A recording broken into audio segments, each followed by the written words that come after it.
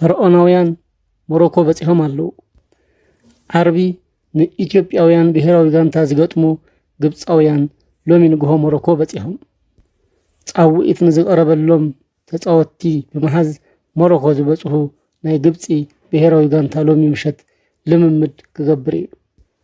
ምስ ሓለፍቲ ፌደሬሽን ጻንሒት ዝገበረ መሐመድ ሳላሕ ኩሎም ናይ ጋንታና ተጻወቲ ንኢትዮጵያን ንሴራሊዮንን ጾታ ድሉዋት እዮም ክብል ተዛሪቡሎ። ቅድሚ ሕጂ ዘሳኻእናዮ ናይ ዓለም ዋንጫ ተሳትፎ ለምዘበን እውን ክንደግሞ ምዃንና ቃል ይኣቱ ይብል መሐመድ ሳላሕ። ጋንታ ዋልያዎቹ ሎሚ ኣብ ምሳሕ ሰዓት ሞሮኮ ኣትዮም ቀዳማይ ልምምዶም ምሸት ክገብሩ ከም ዝኽእሉ ይግመት።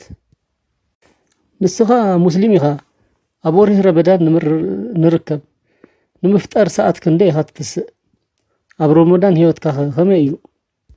ወዲ 17 ዓመት ተጻዋታይ ላሚን ያማል ለይቲ ሰዓት 9 ይትስእ። ካብኡ ስሑር ንበዓለይ መግቢያ ኣዳልያ ይበልዕ፣ ሶላት ከዓ ይሰግድ፣ ዱዓ እውን ይገብር። ብድሕሪኡ ፍጡር ስጋብ ዝኣክል ልምምደይ ይገብር። እቶም መድፈኛታት ንቱራም ከፈርመዎ ይደልዩ። ኣርሰናል ወዲ 27 ዓመት ፈረንሳዊ ናይ ኢንተር ሚላን ኮኸብ ማርከስ ቱራም ንምፍራም ዝግበር ዘሎ ፉክክር ቸልሲን ሊቨርፑልን ብምቕዳም ኣብ መሪሕነት ይርከቡ።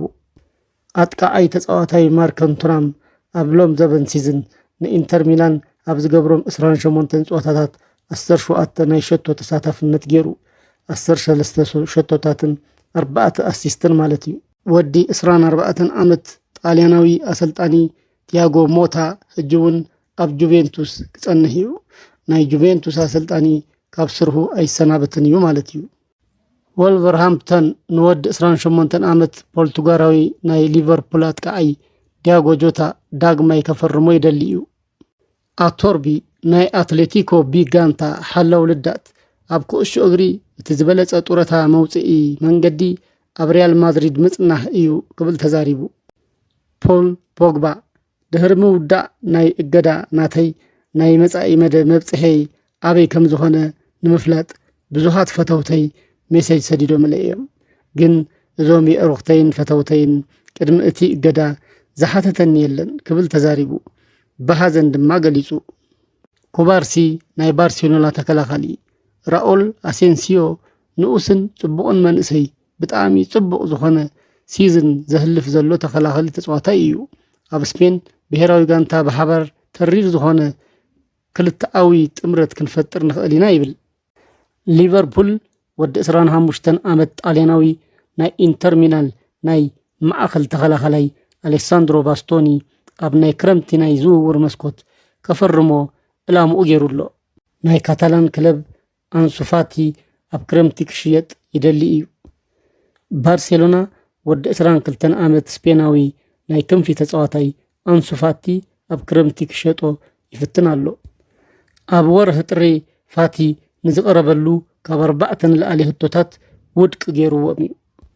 ውሳነ ዝህብ ንሱ እዩ፣ ግን ክለቡ ንኡ ንምሻጥ ክፉት እዩ።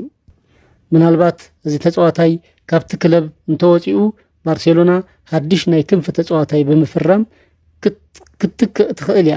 ናይ ባቫሪያን ክለብ ንኣንቶኒ ድሌቱ የርኢ። ባየር ሙኒክ ወዲ 24 ዓመት ብራዚላዊ ንብረት ናይ ማንቸስተር ዩናይትድ ናይ ክንፊ ተጻዋታይ አንቶኒ ሳንቶስ ንኸፈርሞ ይሓስብ እዩ ክብል ፍቻጀስ ዘጊቡሎ። አንቶኒ ሕጂ ብልቓሕ ኣብ ሪያል ቤትስ ኣብ ዝጻወተሉ ግዜ ነቲ ክለብ 11 ጸወታታት ገይሩ 8 ሸቶታት ተሳቲፉ ነይሩ። 4 ሸቶታትን 4 ኣሲስትን ማለት እዩ። ፔድሪ ጎንዛሌዝ ፍራንኪ ዲዮንግ ብሉጽ ተጻዋታይ እዩ። ኩዕሾ ምስኡ ክትከውን ከላ ኣነ ብጣዕሚ ዝተረጋገአ ስምዒት እዩ ዝስምዓኒ፣ ምክንያቱ ንሱ ነታ ኩዕሾ ኣይክስእናን እዩ። ኣብ ክለብካ ክህወሰካ ትደልዮ ተጻዋታይ ምስ ተባሃለ ኩባርሲ ሓንቲ እዩ መሊሱ፣ ጁልያን አልቫሬዝ። ጎንዛሌዝ ቦታ ናይ ሜሲ ሸፊኑ ክጻወት እዩ። ኒኮላ ጎንዛሌዝ ሃገሩ ኣርጀንቲና ምስ ኡራጓይ ብሔራዊ ጋንታ ንእትገብሮ ጸወታ ብማሕሰይቲ ምኽንያት ካብቶም ምሩጻት ወጻኢ ንዝኾኑ ሊዮነል መሲ ተኪኡ ክጻወት እዩ። ስካሎኒ ብ4-4-2 ኣሰላለፋ ክጻወት ወሲኑ ኣሎ። ስፔን ዩሮ ሰዓሪን አርጀንቲና ኮፓ አሜሪካ ሳአሪ አሞንጎም ንዝካየድ የፋይናሎ ሲማ ፍጻሜ በአሜሪካ ክግበር ተወጢኑ ተባሂሉሎ ናይ ሻምፒዮንስ ሊግ ዋንጫ ናትና እዩ ላሚን ያማል ናይ ካታላን ክለብ ባርሴሎና ናይ ቅድሚት መስመር ተጻዋታይ ላሚን ያማል ካብ ሊቨርፑል ሙጹ ንደሃር ሻምፒዮንስ ሊግ ናይ ምሳአር ዕድል ናትና እዩ ክብል ተዛሪቡ ሻምፒዮንስ ሊግ ናይ ምሳአር ዕድል ናትና እዩ ምክንያቱ ሊቨርፑል ካብ ውድድሩ ወጻኢ እዩ ንዋንጫ ቀሪብና ኢና ክብል ላሚን ያማል ገሊጹ ንዝኾነ ጋንታ ኣይንፈርሃን ኢና ዝብል ላሚን ያማል ስድራ ኢና ቅድሚ ሓደ ዓመት ምስ PSG ዝተገብረ ጸወታ ዝነበረ ጋንታ ሕጂ የለን ኢሉ